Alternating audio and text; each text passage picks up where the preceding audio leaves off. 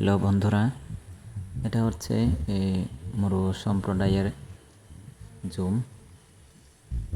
জুমের ঘর। এটাকে জুম ঘর বলে। দেখেন, জুম ঘরে থাকার সময় এই চুলাতে রান্না বান্না করে খাওয়া দাওয়া করবে, তার জন্য রেডি করা হচ্ছে। এটা হচ্ছে জুম ঘর।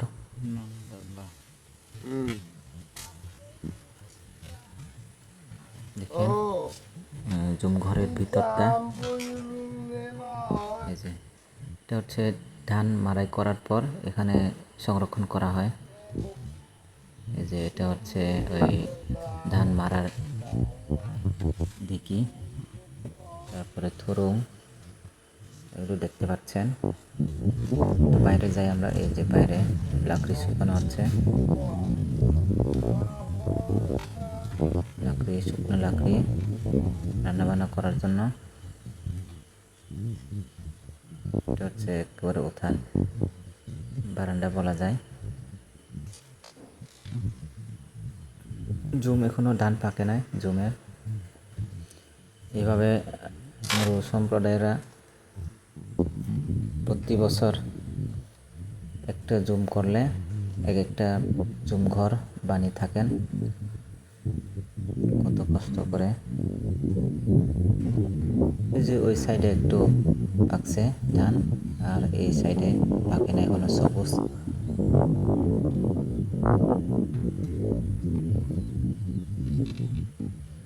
এটা হচ্ছে মুরগির ঘর বানানো হয়েছে।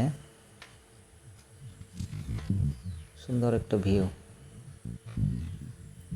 এই চারদিকে পাহাড়, পাহাড়ের মধ্যে একটা জুম।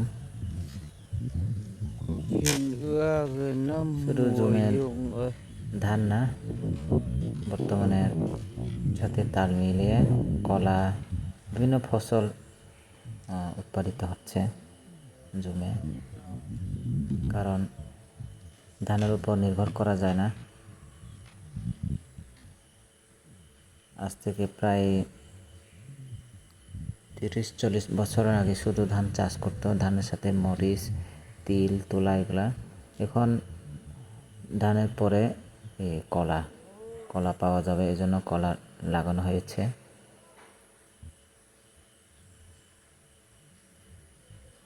ধান তোলার পর কলা বিক্রি করতে পারবে, কলা বাগান হয়ে যাবে এটা, যে দেখতে পাচ্ছেন।